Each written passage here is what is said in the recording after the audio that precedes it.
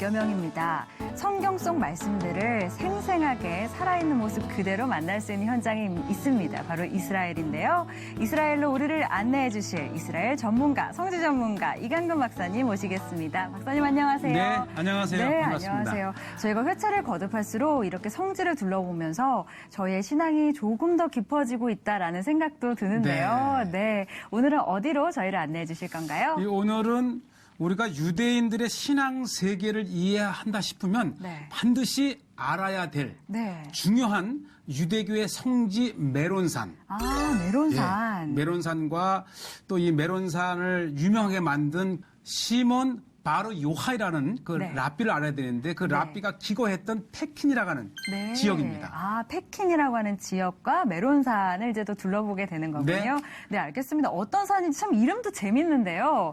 궁금합니다. 화면으로 가보겠습니다. 네, 한번 가보시죠. 그 이스라엘 상부 갈릴리에서 가장 높은 산이 있는데 바로 메론산입니다. 그러니까 갈릴리에서 가장 높은 산이 메론산이군요. 이 메론산은 상부 갈릴리와 하부 갈릴리를 나눌 정도로 큰 산이고요.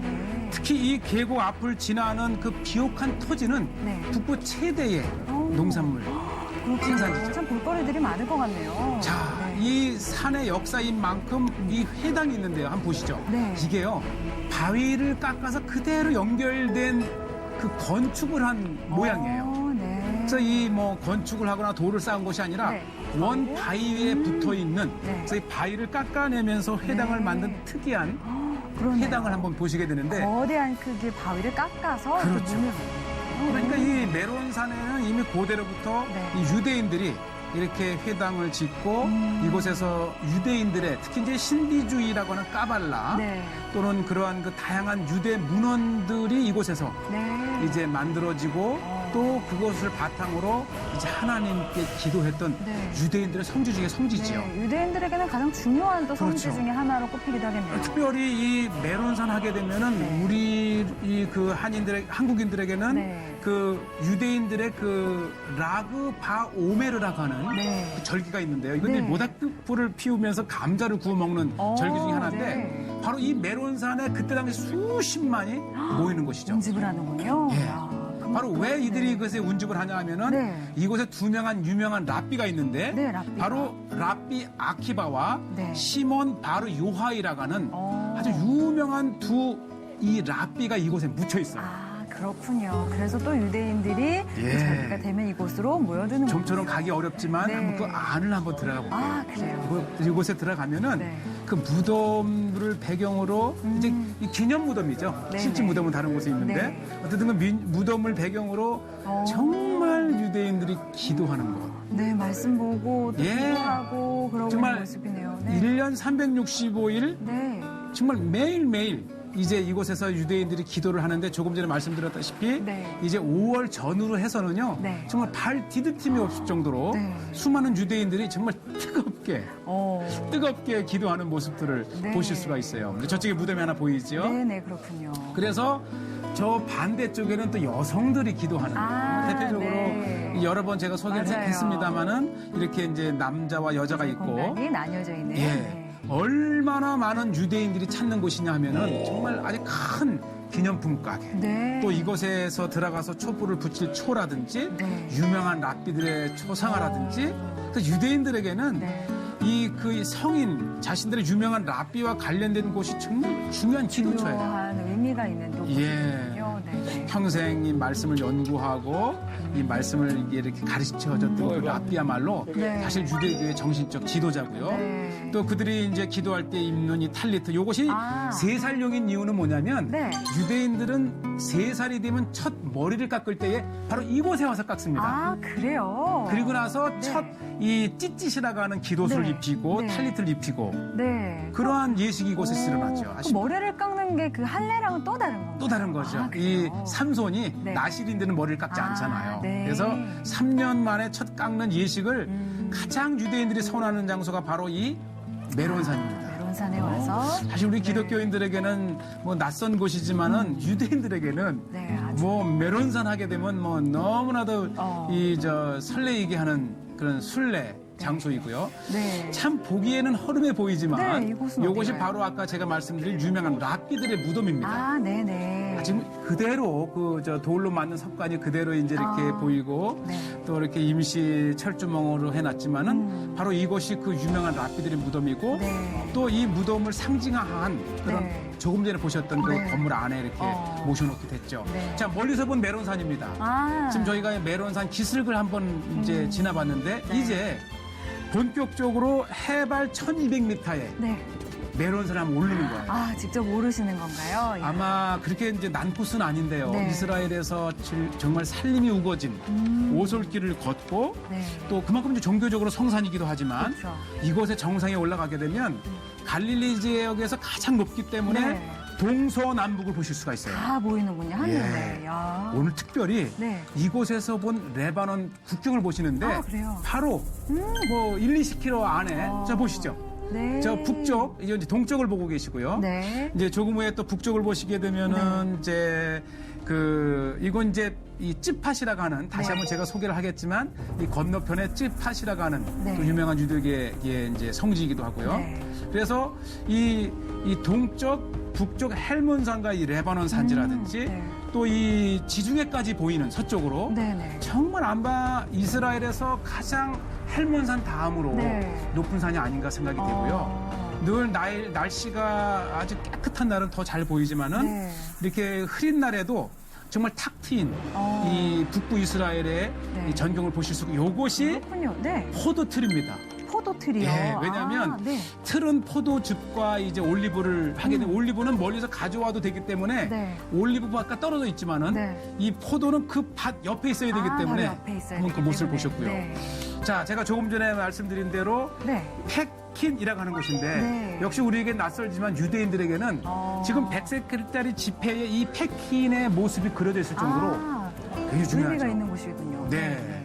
이 펫킨은 이 이스라엘에서 두루주인들이 많이 사는 곳인데 그들과 더불어 지금 보이는 이 회당인데요. 네. 이 회당이 이스라엘에서 가장 오래된 회당 중에 하나입니다. 역사적으로도 예. 가장 오래됐다는 또 의미를 지닌 바로 회당을- 제가 조금 전에 네. 말씀드린 바르 요하이라고 하는 네. 이 랍비가 이 로마가 예루살렘을 점령했을 때에 네. 그곳을 피신을 해서 갈릴리 깊은 산 중에 이제 이 묵었는데 바로 이곳에서 신앙 그 생활을 했고 네. 특히 조하르라고 하는 네. 신비주의의 아주 기초가 되는 신비주의 율법서를 이곳에서 썼습니다. 네. 그리고 특히 이곳에는 이 로마군을 피해서 예루살렘을 떠날 때에 고대의 이 토라를 가지고 갔답니다. 아, 그래요. 그래서 이 회당 어디 한 구석에 이제 벽에 감춰 놓았다는데 네. 그래서 더욱 유대인들의 마음을 네. 설레게 하는 그러니까 곳이죠. 유대인들이 발걸음이 계속 이곳으로 향할 수밖에 없겠네요. 네. 네네. 특히 이곳에 이제 유대인 여성 한 분이 사는데 네. 그분이 2000년 동안 이곳을 떠나지 않은 유대인의 후손이라고 하지요. 네. 그래서 아마 갈릴리 땅에서 한 번도 유대인들이 떠나지 않고 떠나지 않았던. 거했던 그러면서도 이 로마군의 눈에 띄지 않고 네네. 이곳에서 12년 동안 이제 말씀을 연구하고 조화를 썼다가는 그 랍비의 네. 동굴이 있는데요. 네. 그러니까 이곳을 제가 우리 한국의 동막골이다. 네. 이런 별명을 아, 붙였어요. 또 그것도 재밌네요. 한국의 예. 동막골이다. 그러니까 전쟁이 끝난지도 모르고 계속 거했던 것처럼 네네. 그만큼 이 로마인들에게 눈에 띄지 않고 유대 신비주의의 그 텍스트를 네, 그 직접. 문헌을 계속 이제 이렇게 네. 써왔다는 곳이고요. 네. 이곳에 가면 네. 이제 보시죠. 이 이건 뭐 하는 불주인들이 건가요? 먹는 전통 아, 이제 그 샌드위치 같은 건데 네네네. 뭐 이곳에 가면은 잠시 시간을 내서 어. 전통 이들이 만드는 이 드루즈의 그 샌드위치도 먹어보고 어떤 맛인지 너무 궁금한데요? 아주 뭐 건강식이죠. 건강식이에요. 올리브 기름에 네. 치즈에 또 아무 무맛의 빵에 싸서 네. 굉장히 뭐 한 끼 해도 될 만한 오, 그러한 곳이죠. 이렇게 길쭉하게 이렇게 돌돌돌돌 말아가지고 예. 조금 여기다 넣어서 주시네요. 정말 곳곳을 여행하는 맛은 네, 그렇죠. 막간을 이용해서 이제 샌드위치도 먹고 네, 맞아요. 또 두루지인들이 내오는 차도 마시고 네. 이제 산중이다 보니까 이 꿀하고 또 이곳이 유명한 것이 올리브 산지라 그럽니다. 아, 올리브 예, 들어가군요. 그래서 이제 올리브 씨 같은 먹고 네. 자 우리가 산으로 올라가게 되면 네. 바로 지금 곧 도착하는 이 동굴이 이 요하이 랍비가 조하르를 완성했다는 곳입니다. 아, 자 이제 우리가 이 30시간에 이제 동굴을 들어가 볼 텐데 네.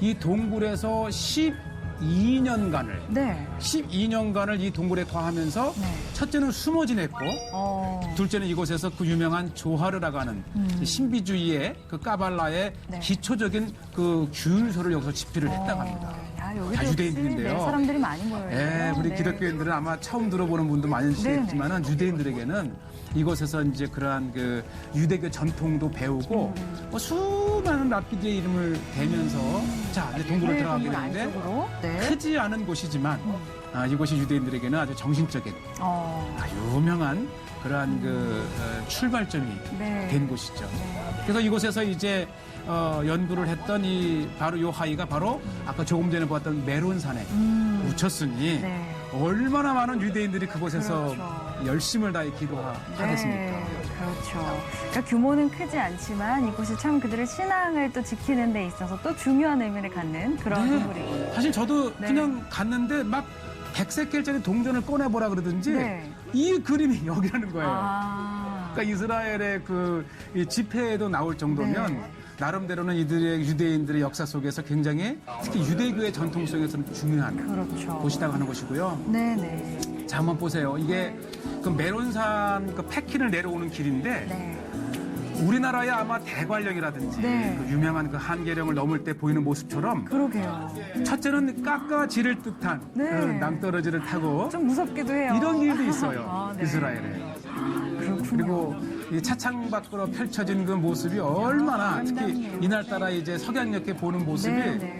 정말 이스라엘은 광야만 있는 것이 네. 아니라 이러한 정말 왜냐하면 이곳이 그 솔로몬이 두로 왕에게 갈릴리 20성읍을 네. 성전 지을 때 보내준 그의 이제 감사의 표시로 보내줬잖아요. 네네. 그래서 이제 그러한 성읍 중에 하나인 것이죠.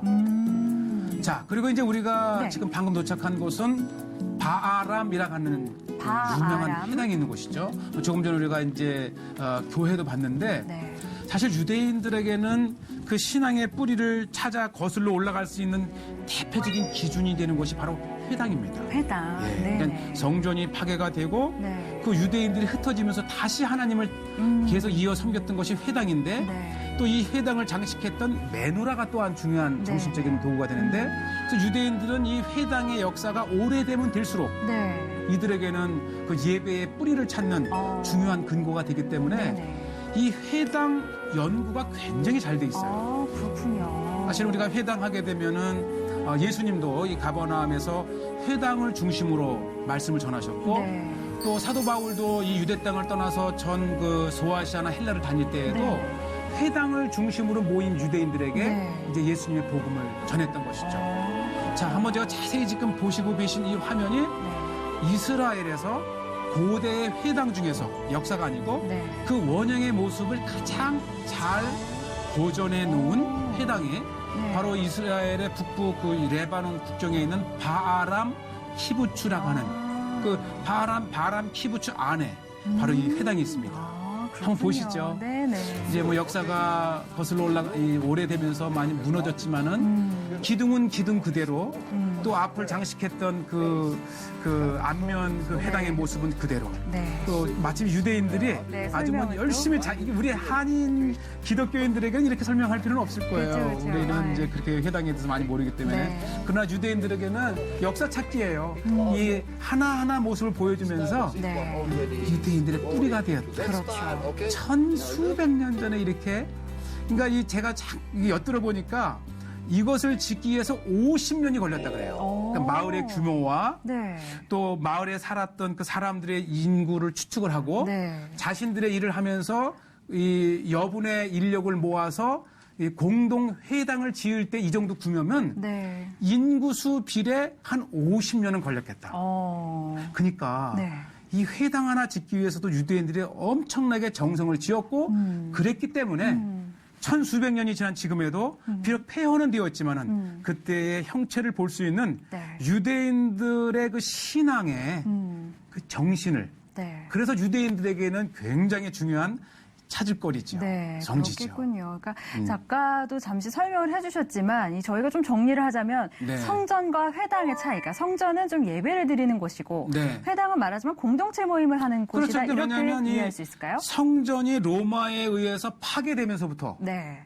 더 이상 하나님께 뭐 번제를 드린다든지 그런 제사를 못하니까 흩어지게 되었죠. 네, 네. 그래서 회당을 다시 짓지는 못했지만은 네. 이 흩어진 유대인들이 계속해서 하나님을 기억하고 이 예배할 수 있는 장소로 회당이라는 것을 만든 거예요. 이것이 네. 우리를 치면 교회죠. 그렇죠. 그래서 우리가 이 모자이크로 우리 교회 예배당을 장식하듯이 네. 또 역시 유대인들도 같은 시대니까 그렇죠. 그 모자이크를 자신들의 회당에 이렇게 장식을 해서 우리를 치면 교회입니다. 네, 그렇군요. 그런 유대교의 이제 예배터인 거죠. 네, 네. 참 성전이 무너져도 이렇게 하나님을 향한 그런 신앙을 계속해서 지키고자 노력했던 또 신앙 선배들의 그런 바로 신앙을 그거예요. 다시 한번 돌이켜볼 수 있는 그런 시간이었던 것 같아요. 네.